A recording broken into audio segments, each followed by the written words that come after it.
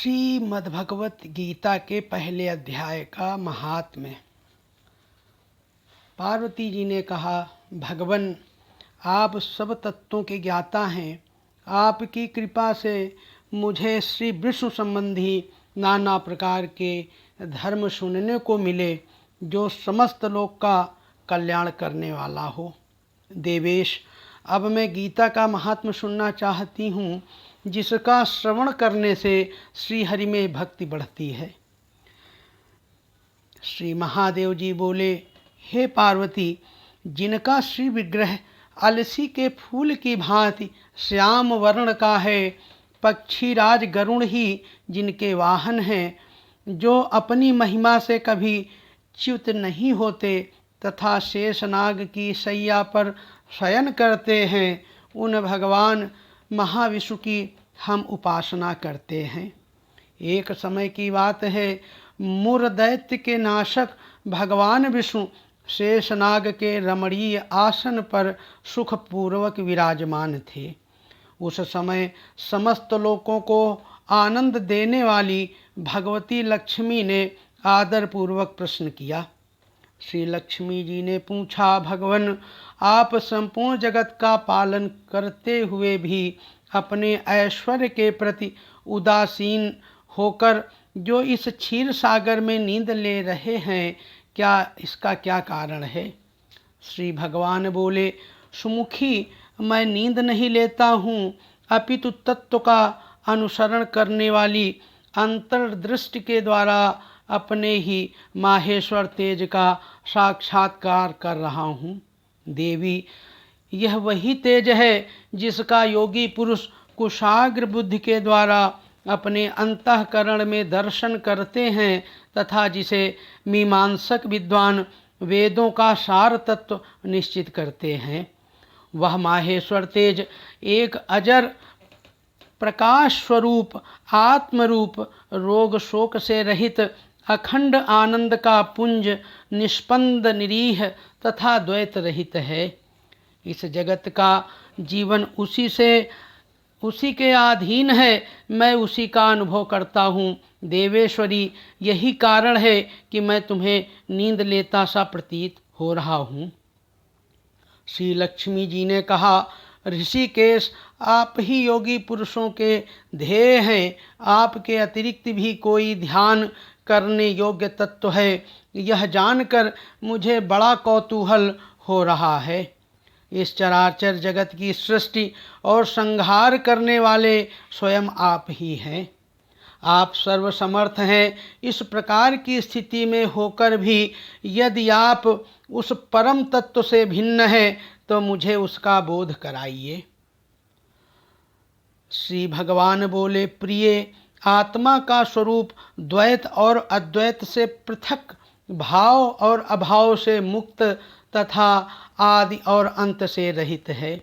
शुद्ध ज्ञान के प्रकाश से उपलब्ध होने वाला तथा परमानंद स्वरूप होने के कारण एकमात्र सुंदर है।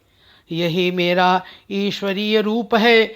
आत्मा का एकत्व ही सबके द्वारा जानने योग्य है।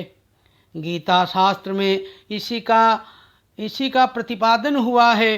अमित तेजस्वी भगवान विष्णु के ये वचन सुनकर लक्ष्मी देवी ने शंका उपस्थित करते हुए कहा, भगवन, यदि आपका स्वरूप स्वयं परमानंदमय और मन वाणी की पहुँच के बाहर है तो गीता कैसे उसका बोध कराती है? मेरे इस संदेह का आप निवारण कीजिए। श्री भगवान बोले, सुंदरी, सुनो, मैं गीता में अपनी स्थिति का वर्णन करता हूँ। क्रमशः 5 अध्यायों को तुम 5 मुख जानो, 10 अध्यायों को 10 भुजाएं समझो तथा 1 अध्याय को उदर और 2 अध्यायों को दोनों चरण कमल जानो। इस प्रकार यह 18 अध्यायों की वांगमयी ईश्वरीय मूर्ति ही समझनी चाहिए। सुनु श्रोमि वक्ष्यामि गीता स्थिति मात्मनः वक्त्राणि पंचजानीह पंचाध्यानु अनुक्रमात् दशाध्यायानु भुजाश्चयु मुदरम दयु पदाम्बुजे एवमष्टावध्यायी वांगमयी मूर्तिरेश्वरी। ये ज्ञान मात्र से ही महान पातकों का नाश करने वाली है। जो उत्तम बुद्धि वाला पुरुष गीता के एक या आधे अध्याय का अथवा एक आधे या चौथाई श्लोक का भी प्रतिदिन अभ्यास करता है, वह सुशर्मा के समान मुक्त हो जाता है। श्री लक्ष्मी जी ने पूछा, देव सुशर्मा कौन था, किस जाति का था और किस कारण से उसकी मुक्ति हुई? श्री भगवान बोले, प्रिय, सुशर्मा बड़ी खोटी बुद्धि का मनुष्य था। पापियों का तो वह शिरोमणि ही था। उसका जन्म वैदिक ज्ञान से शून्य एवं क्रूरतापूर्ण कर्म करने वाले ब्राह्मणों के कुल में हुआ था। वह न ध्यान करता था, न जप, न होम करता था, न आतिथियों का सत्कार।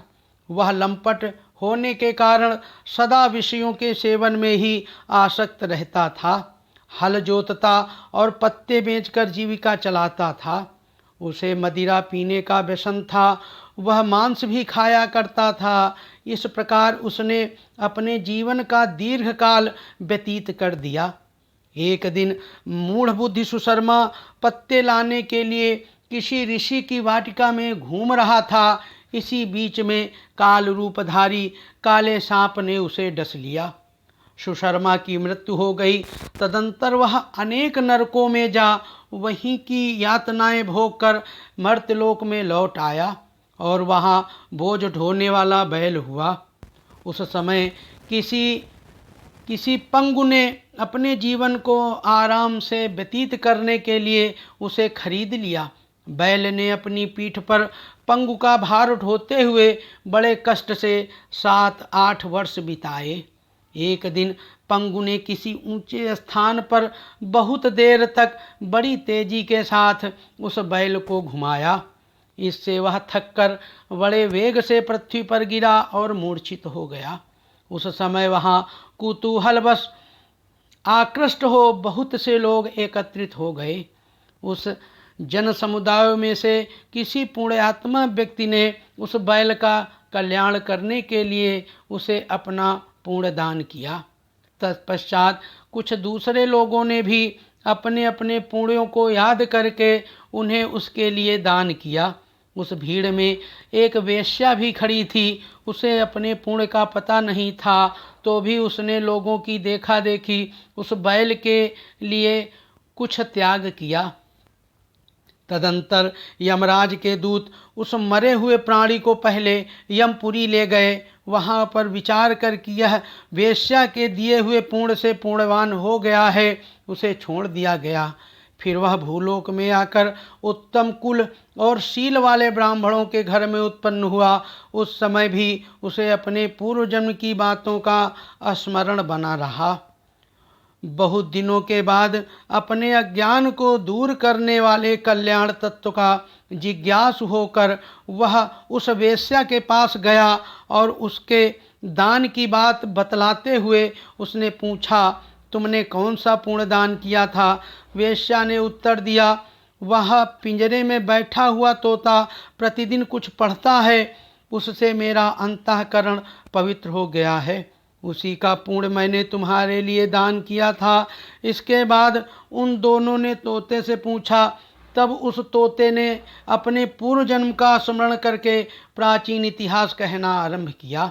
शुक बोला, पूर्व जन्म में मैं विद्वान होकर भी विद्वता के अभिमान से मोहित रहता था। मेरा राग द्वेष इतना बढ़ गया था कि मैं गुणवान विद्वानों के प्रति भी ईर्षा भाव रखने लगा।